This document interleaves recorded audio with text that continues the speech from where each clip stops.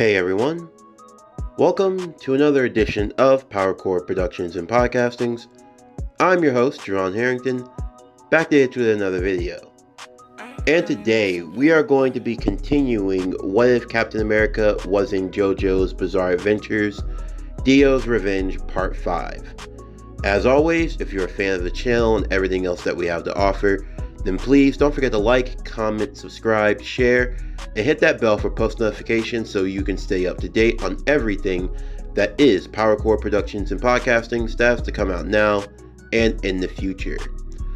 So I know that in the previous video I said that the final part of this series was going to be 2 parts, but with a lot of things that I've been working on recently, I was able to take another look at the script, and I've been able to rewrite it in a way where part 5 will be the conclusion of this series. It's only because mainly in the 2 separated parts that I had before now, the final part of the series was only a little over 8 minutes long, so it really wouldn't be worth it to shave off the last 8 minutes of a video just to make a second video that would just take a lot longer to process and record and get out. So I've decided to just add the final 8 minutes of the script to the story anyway. So it will be a bit longer, but in the end I feel like that'll just be better off to finish the story here and now, and then we can finally get into the Multiverse of Madness crossover. So now that we are at the final destination before we get to the awaited final part of the series, I do want to say that it is a big deal for me. This is a story that has been in the year in the making, going back all the way to July of last year when we started with What If Spider-Man Was in ReZero, and we basically worked it all the way up until now. Also, because this does free up some space, I will be able to get out the What If Naruto Was Trained by Dr. Strange OVA Endgame, so be on the lookout for that sometime this week as well. But anyway, without further ado, let's get into today's video. So as always, sit back, relax, and enjoy the show.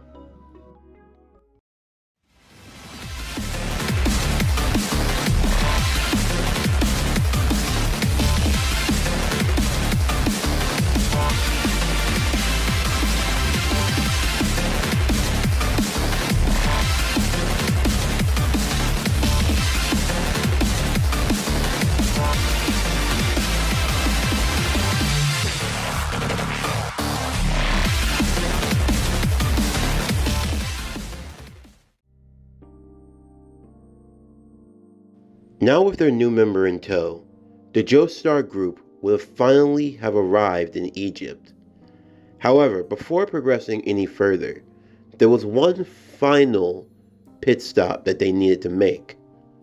With the aid of S.H.I.E.L.D., Steve Rogers was having supplies delivered to them that they would need for their journey through the desert as they made their way to Dio's hideout. In the process, there was also another companion that was being dropped off with them as well. At first, no one knew who this was going to be. However, it was soon revealed that their companion was a dog named Iggy. You see, not before long, this dog had been discovered running through the streets of New York. But what made it different from most other canines was the fact that this dog was able to use a stand known as the Fool. Of course, this would be shocking to some, but not for this group. After all, they had come across many other animal stand users before. It was more shocking for Polnareff to learn that the dog's Fool the Stand was actually one of the strongest amongst the group, and the dog had a tendency to fart in his face a lot while chewing on his hair. The only way to calm him down was by giving him a coffee-flavored chewing gum that they also brought for just so an occasion. Once they had gotten everything they needed, the helicopter that had dropped off their supplies was preparing to leave, when not too far off in the distance, it would suddenly crash to the ground. The group would make their way over to the helicopter to see what had happened, only to figure that they were now under attack. A water-based stand known as Geb that seemed to move underground moving at the sounds that they made while stepping on the surface itself, was now able to attack them from every which direction. The attack almost came at the cost of Kokion's eyes. However, before he could be hit, Steve would use his stand's shield in order to block the stand before it could attack Kokion. The group would then attempt to hide, making sure that none of them would make any sounds, thus giving away their location. At the current state in time, Moon Knight was in possession of Steven, being rather pacifist compared to the others. Steven would be the most scared in this situation. It didn't help the fact that they were in the middle of the desert as the sun was reaching high noon, a point during the day where Steven's stand would be at its absolute weakest, so much so to the point where he couldn't actually summon it at all, and even if he did, it would do absolutely nothing in this regard. The group would have no choice but to try to stay at a distance, making sure that their position wouldn't be given away, as they were dealing with another one of Dios' assassins, Endol, who was capable of using sound in order to find his targets, and using his water stand, Geb, was able to attack with such a speed and ferocity that it would be almost difficult to combat. However, Jotaro was not lost on the fact that out of all of them, the one that seemed to have been the most aware of what was happening was actually the dog. He had been able to pick up on the fact that Iggy had attempted to get away from them just before the attack had even started. As such, he was able to figure out that Iggy had known what was going on. Avdol would use a trick using Magician's Red, believing that if they could get the stand to come out, he could use his stand to burn it away. Using some items in his possession, he would attempt to mimic footsteps, throwing the stand off guard and attacking in a false location, only for Magician's Red to launch an attack itself. However, the attack narrowly missed, and now Endol was aware of what they were doing, making sure not to fall for the cunning of Avdol again. To make matters worse, Joseph had actually been stuck in one of their jeeps that had actually gotten stuck in a sand pit. As a result, he was the closest to being attacked and potentially losing his life. However, in the midst of all the chaos around them, Iggy would attempt to make his escape. Using his stand, the Fool, he would form a glider-like contraption attempting to escape. However, before getting too far, Jotaro would grab him by the leg, holding him in place and forcing the dog to carry the two of them as they glided in the air, making it difficult for Endol to sense their location. However, due to Iggy not having the strength to carry them for too long, as they glided, they started to lose traction, falling to the ground. However, just at the last moment, Jotaro would use Star Platinum's foot to kick them back into the air and gain them more air momentum, allowing them to glide even further towards the location of the enemy. However, now, the enemy was aware of what they were trying to do. This was where Steve Rogers would come into play. Using his stand, Blue Liberty, he would send and throw the shield over to Jotaro's location. Using the shield, it would act as a distraction. Endol, now knocking up sand into the air, listening for the sound of where the sand would connect with whatever was gliding. It would first come into contact with the shield. Believing that it had found its target, it would attack where the shield was, giving Jotaro and Iggy a chance to find the location of the stand user. Once they were able to do so, the only thing left for Jotaro to do was to stand off in the distance, waiting for the opportune moment to strike, not making a single sound, relying on the speed of Star Platinum to take out the assassin.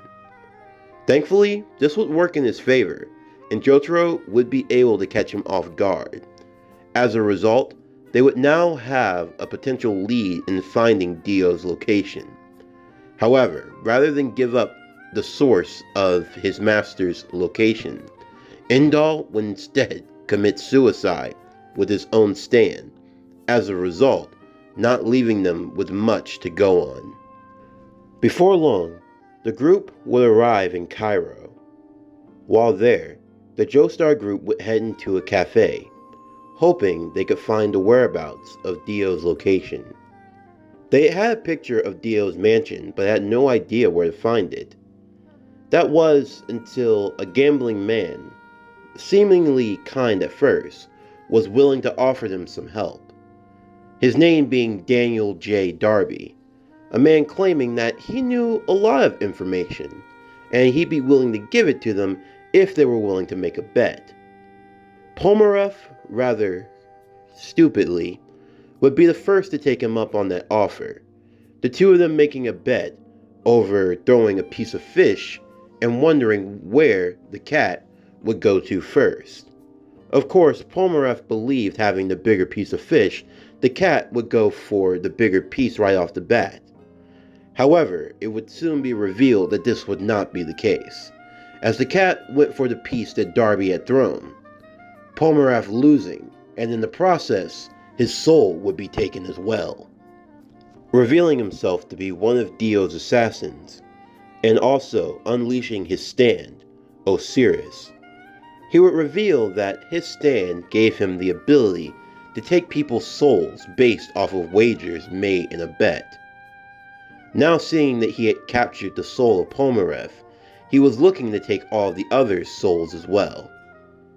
Joseph, however, now being quick to his schemes, would confidently believe that he had what it took to defeat Darby, the two of them deciding that they would take their own bet in a new game, a game in which they would drop coins into a glass of water. Using the surface tension, whoever made the glass of water overflow first, based off the number of coins that they dropped, would lose. Darby would play to this game as well, and seemingly though, it appeared as though he were not using any tricks or cheating in a way. Joseph had subconsciously believed that he had set everything up in his favor. However, Darby was not easily dissuaded. Using a small piece of chocolate that he had placed on one of the coins, he was able to trick Joseph into believing he had already lost. Another side effect of his stand was that if anyone subconsciously admitted defeat, it would be counted the same as a loss. Now the souls of Joseph and Pomeroy had been taken, leaving the group to wonder what their next move would be. However, Jotaro decided that he would face Darby next, and he would beat him in a game of poker. At first, Darby would be surprised by Jotaro's audacity. Poker being his absolute specialty, he believed that there was no way he could lose this game. After all, everyone in the cafe were already under Darby's command. Even the young boy who had been called over to deal the cards was already in Darby's pocket, and he had already made sure that the cards that he had would be in his favor. Another part of the gaming system was that they were going to be betting with their own lives, that would be represented through poker chips.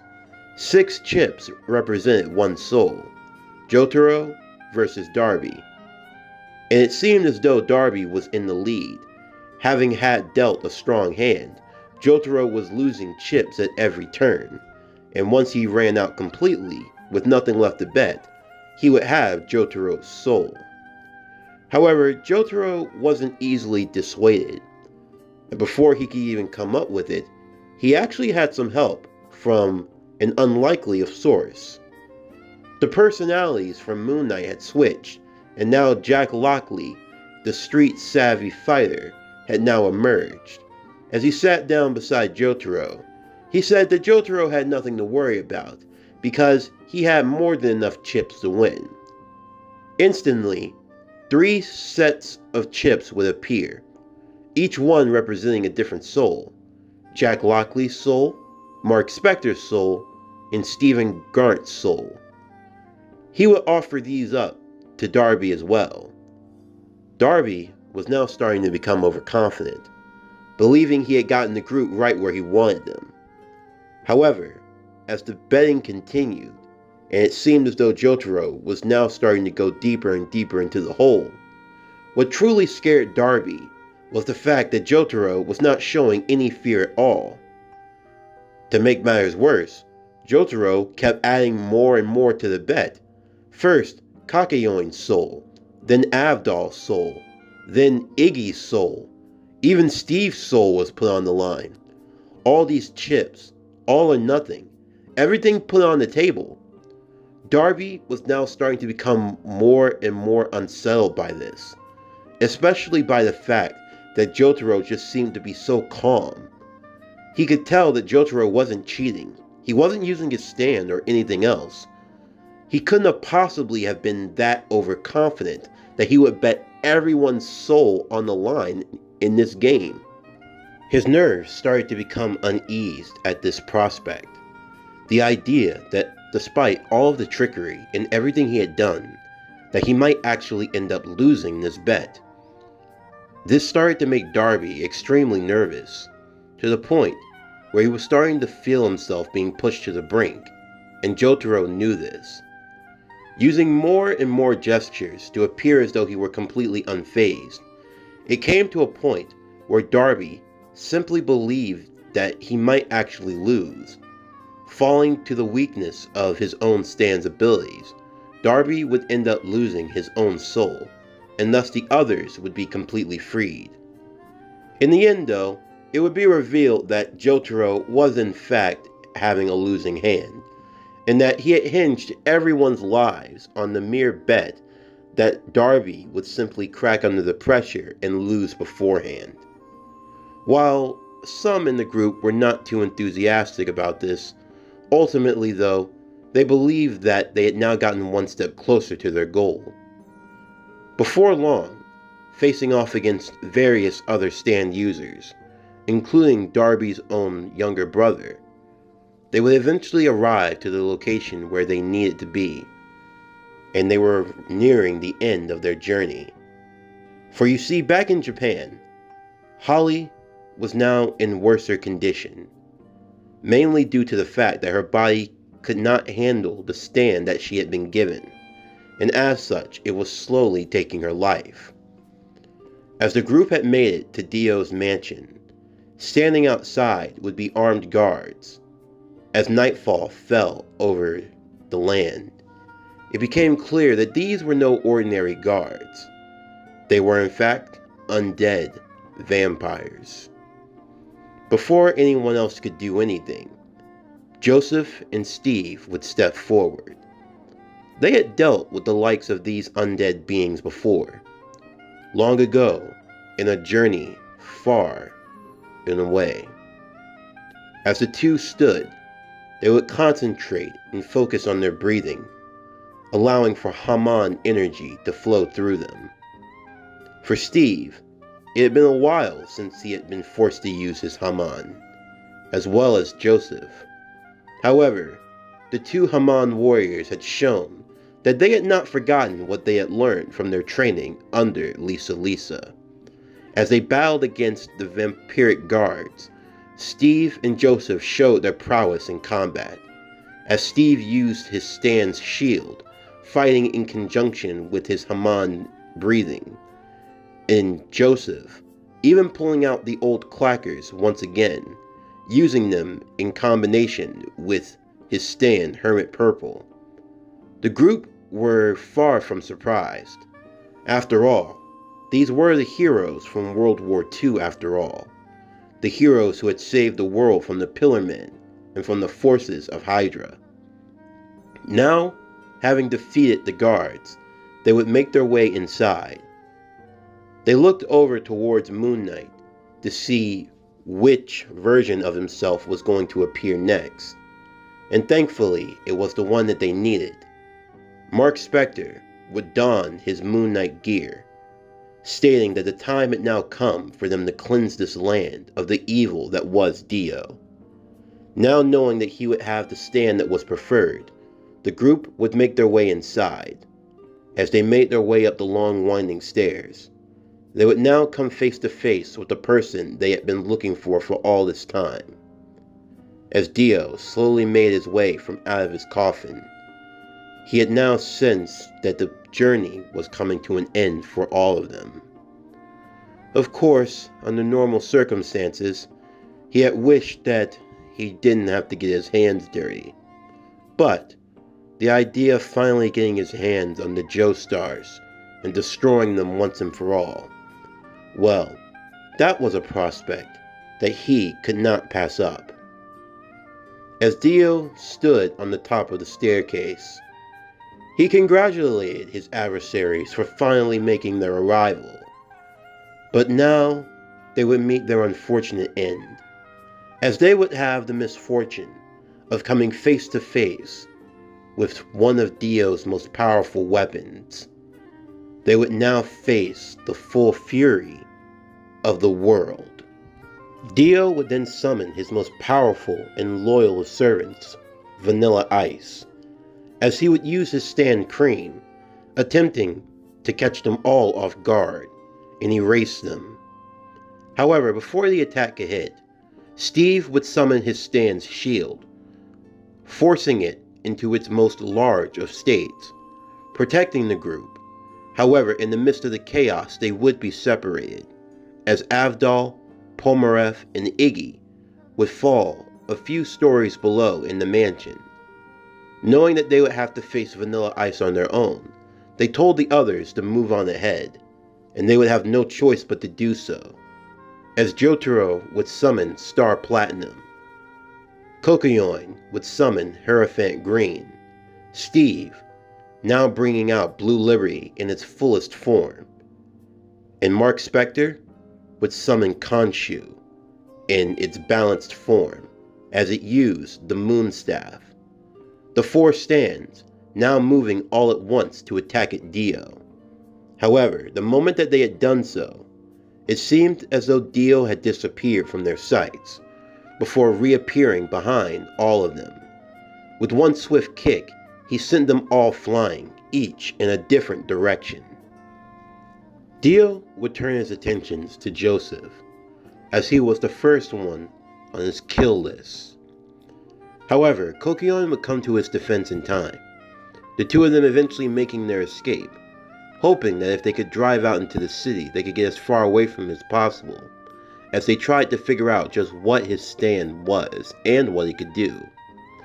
However, Dio would be in close pursuit of the two of them, following close behind as he had commandeered the limousine, forcing its driver to follow them without any worry for the consequences, driving the man almost insane, as Dio combated against Kokoyoin using his stand the world, with no one getting any closer to figuring out what it could do.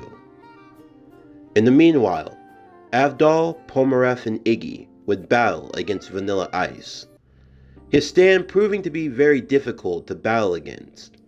However, in an unfortunate sacrifice, Iggy would provide them the time that they needed to learn of the stand's abilities, although it would cost him his life.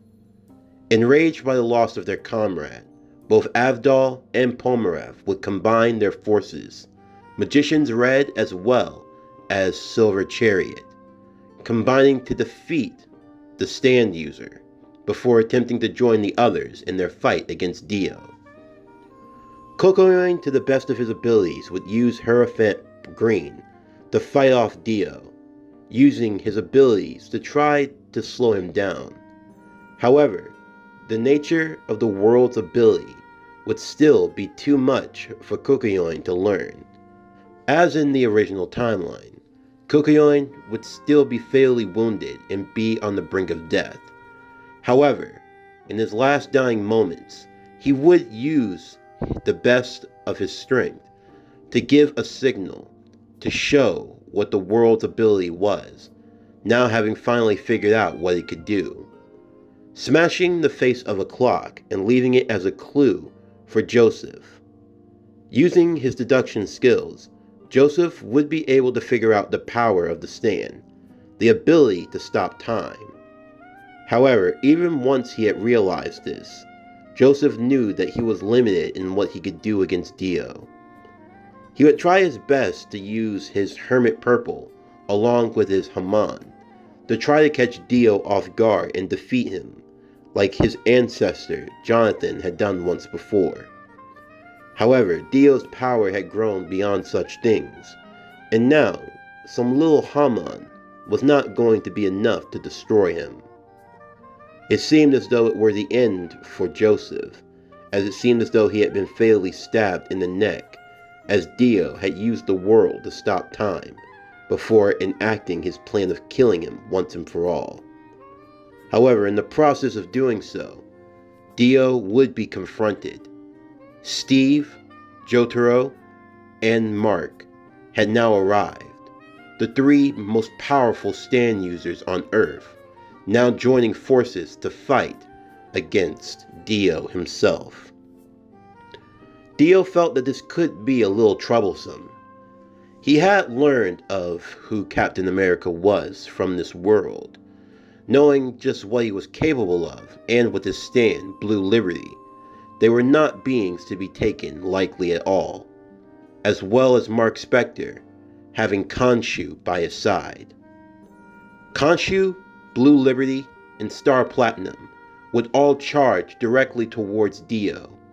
However, Dio would use the world, stopping time right in its place. He believed that this was far too easy. If this was the world's most powerful stand users, then in the end, they really weren't much to look at. However, there was one thing that shocked him. As he walked closer to the group, of all three of them, it looked as though one of them had moved. He thought it was Jotaro, or maybe Khonshu, before he realized it was actually Blue Liberty that punched Dio directly in the face.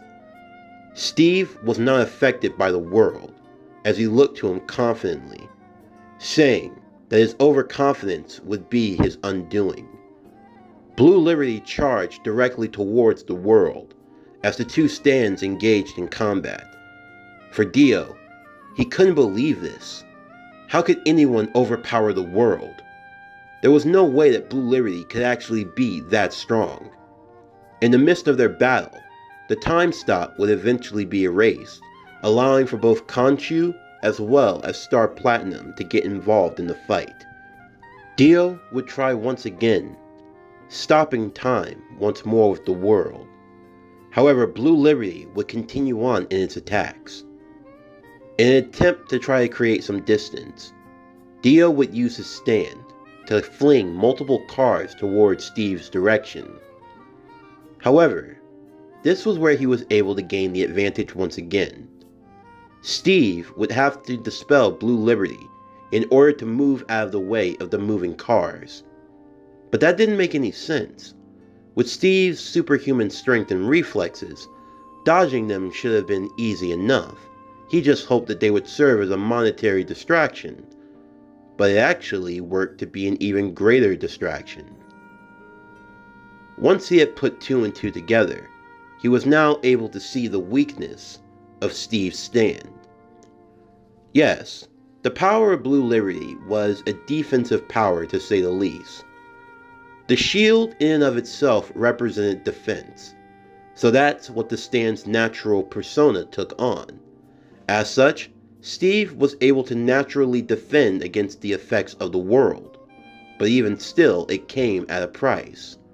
To summon Blue Liberty, Steve would be stripped away of the Super Soldier Serum's protections, meaning that when he used his stand Blue Liberty, he was no more stronger than any man in his 60s.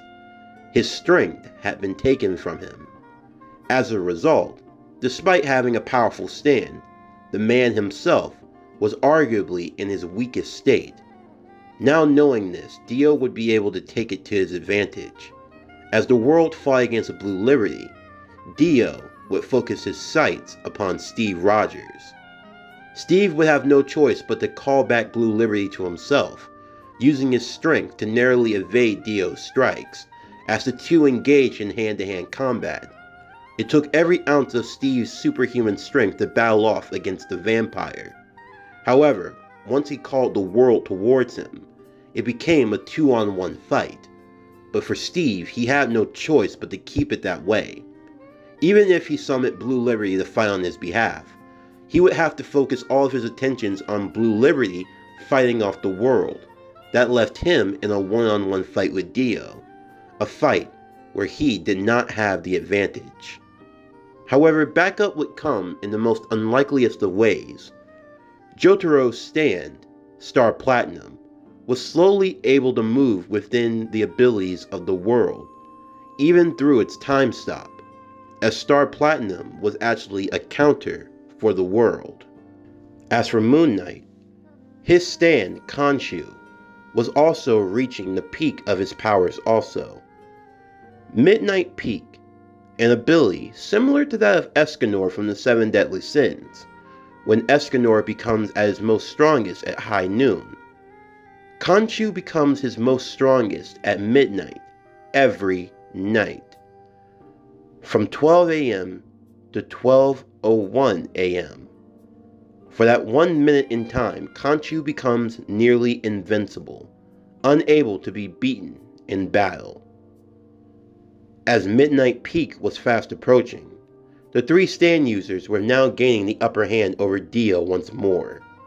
Dio now finding himself on the losing end of the battle, as both Pomaref and Avdol would arrive, Avdol checking on the status of Joseph, while Pomaref attempted to aid the others in their fight against Dio.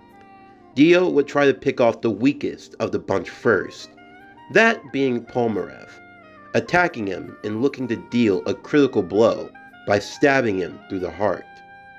However, before he could get close enough to do so, Blue Liberty would appear just in time, blocking him with the shield, as Khonshu would appear next with his staff, attacking him from multiple directions. Dio knew that he needed more power, and the only way to get that was by draining Joseph of his blood. Waiting for the opportune time to strike, he would stop them once again with the world.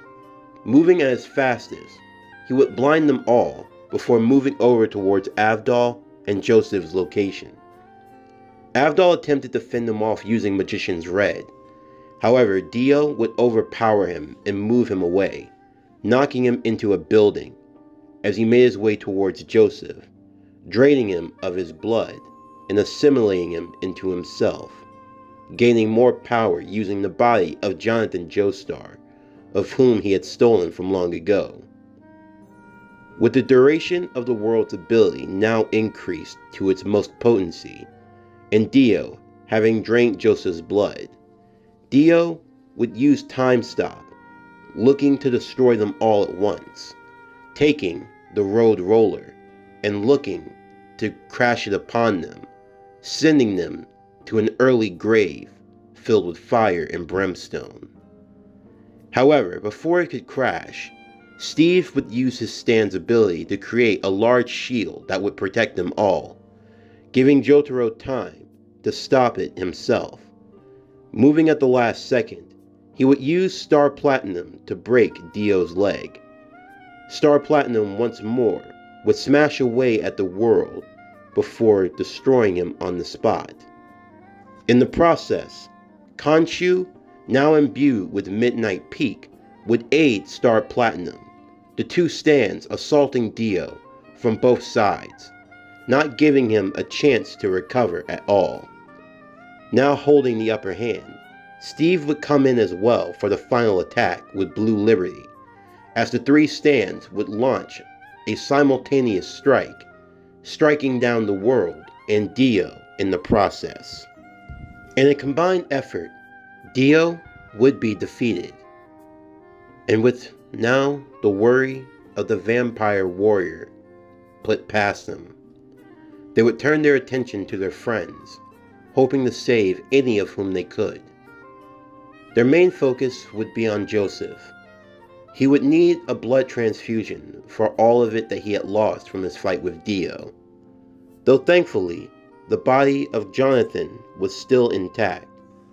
It would take a lot of effort, but thankfully, after sending in some calls, Peggy Carter, along with agents from S.H.I.E.L.D., would be able to arrive and take them to the best medical facility within the area. Getting to work immediately, they would be able to help revive Joseph from his near-death experience. Unfortunately, Kokuyoin, as well as Iggy, would have been lost in battle. However, Avdol would have managed to survive. Before long, they would ask what their futures were going to be. Mark Spector revealed that he still served in protecting this world, and that Avdol was someone of whom he had trained under, mainly to help with his other personalities, hoping that if he could get a mastery over them, he could get a mastery over himself and his stand. Steve would make him an offer to work with S.H.I.E.L.D. After all, they did monitor threats in the world, and with potentially now enemy stand users being added to that list, it would be best if they could work together.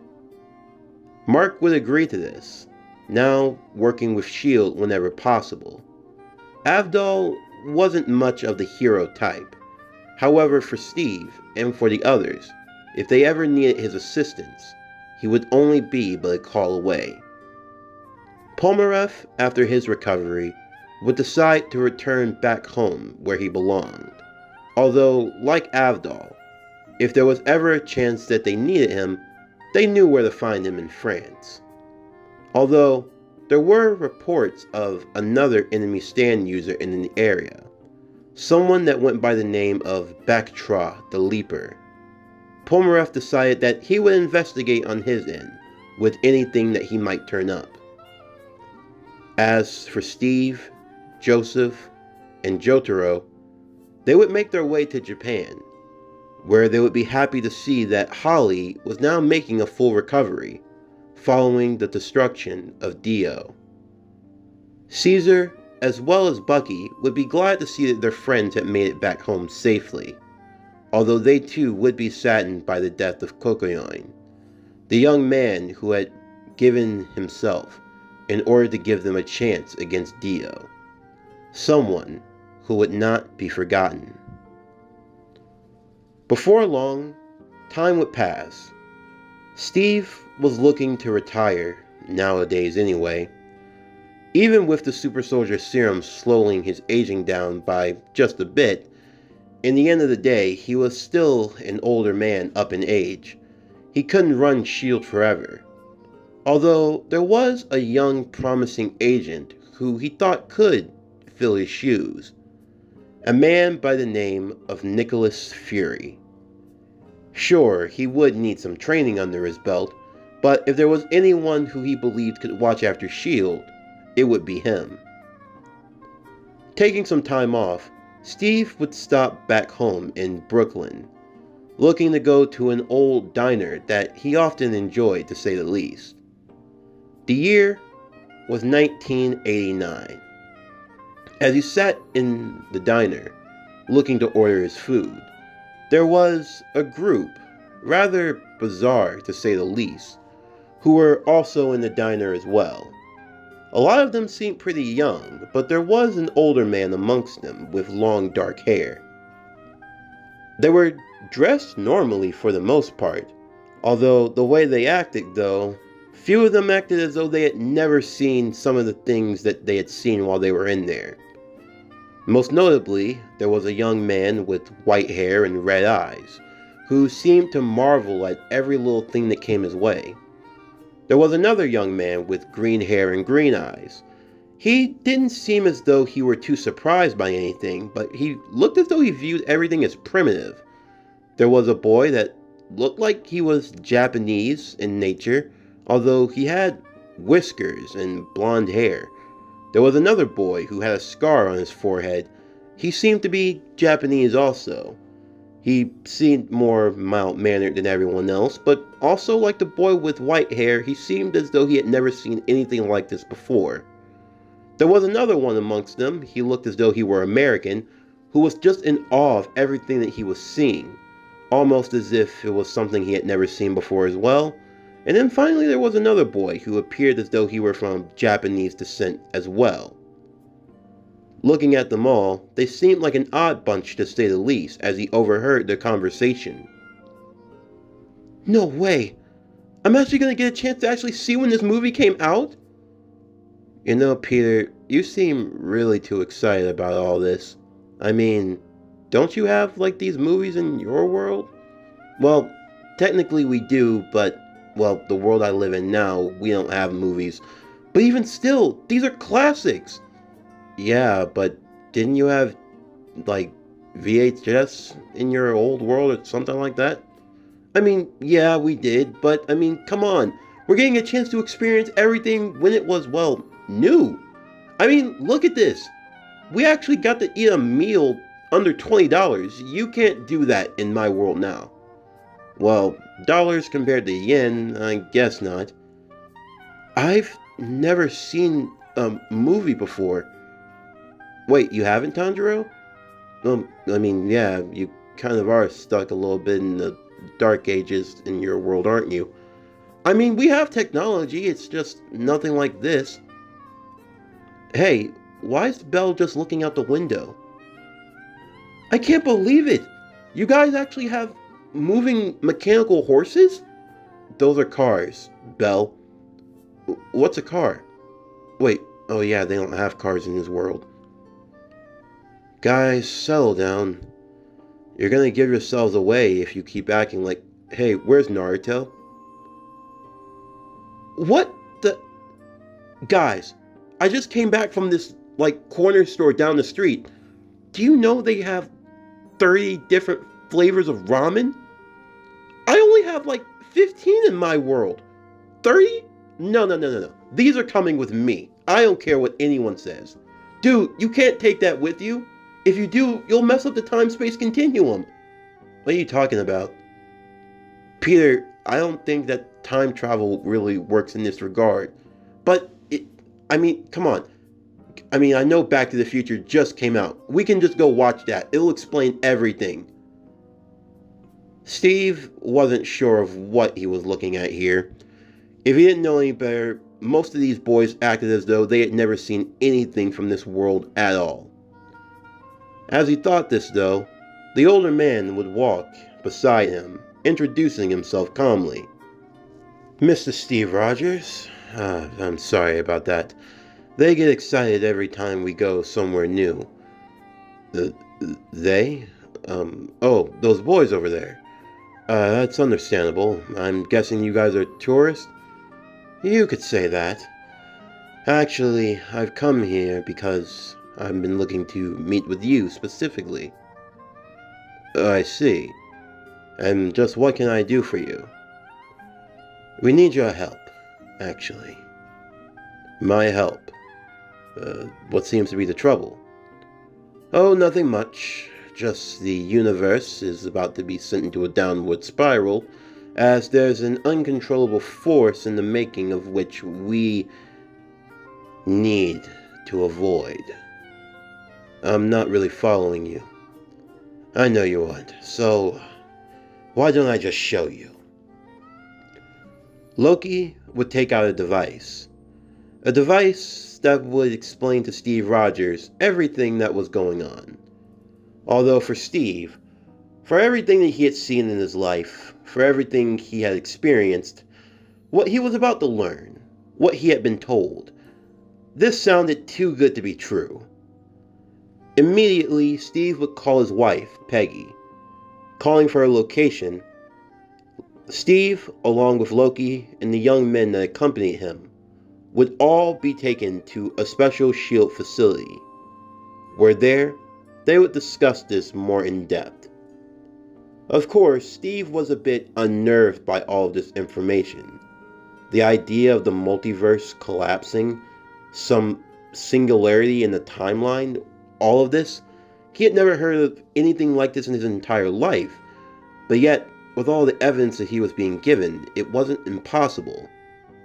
Peggy, along with a few other advisors, would listen to Loki's story as well. As he explained, he was part of an organization known as the TVA, and that their job mainly was to make sure that the multiverse stayed intact. However, there was a singularity, if you will, something that was causing a crack within the multiverse. Of course, he had to try to figure out this problem, mainly because if he didn't, it could result in the end of a lot of timelines. They asked why they should trust Loki.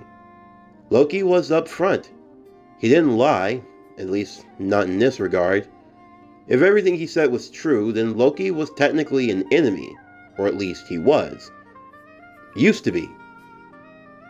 What actually made things more unnerving was when Loki explained that this was just a variant universe. Of course, Steve didn't like the idea of that, as he believed he was the one true Captain America. But at the same time, his advisor Howard Stark would look at it from a different possibility. If they were truly from a multiverse where different lives and different things had all taken place, then it meant that there was no telling what different lives they could have lived. How traumatic that could be for all of them. And he warned that for anyone to get involved in such a thing, they may see some things they wish they hadn't. Loki would actually bring attention to this and explain to Howard that it would be for the best if he didn't know. A lot of them, as he looked towards Howard, then towards Bucky. He knew their ultimate fates from another world. A timeline where Bucky Barnes became the Winter Soldier and was sent to murder Howard Stark. That was something that they didn't need on their conscience. But with all that being said, Steve would ask what was the purpose of them being here. That was where Loki would reveal his team. Bel Crenell, a boy who has the power of the god of thunder Thor on his side. This boy right here is Izuku Midoriya, and he is known as the Invincible Iron Man. The Sorcerer Supreme, Naruto Uzumaki.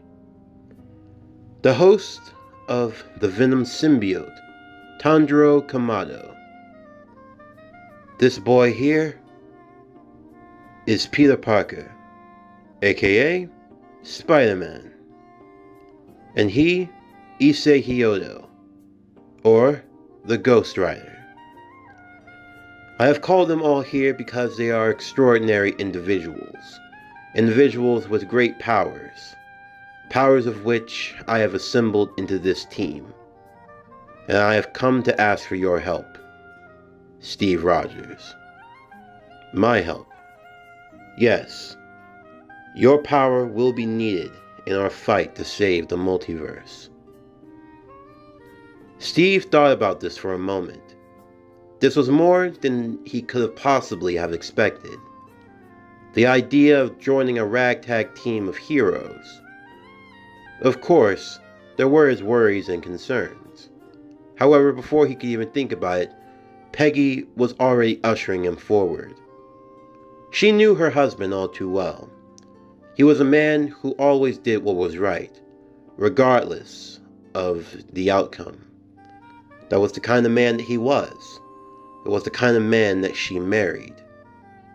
As such, she knew what his decision was going to be and she supported him. However, she only asked one thing: to make sure that he come back alive.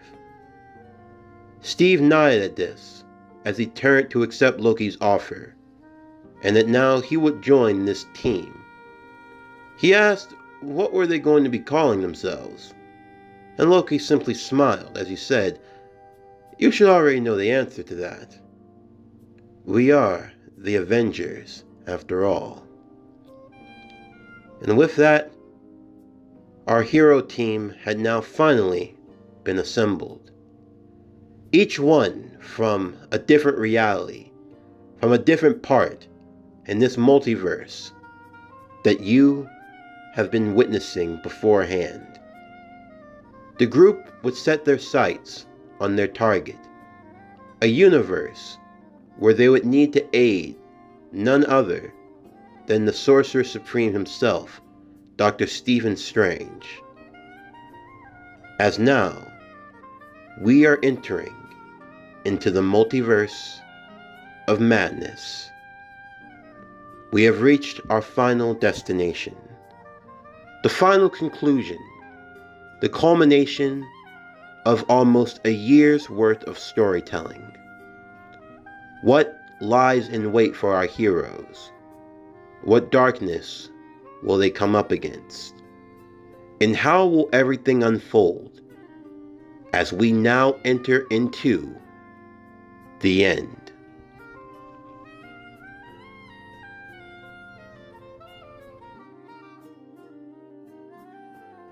This concludes What If Captain America Was in Jojo's Bizarre Adventures?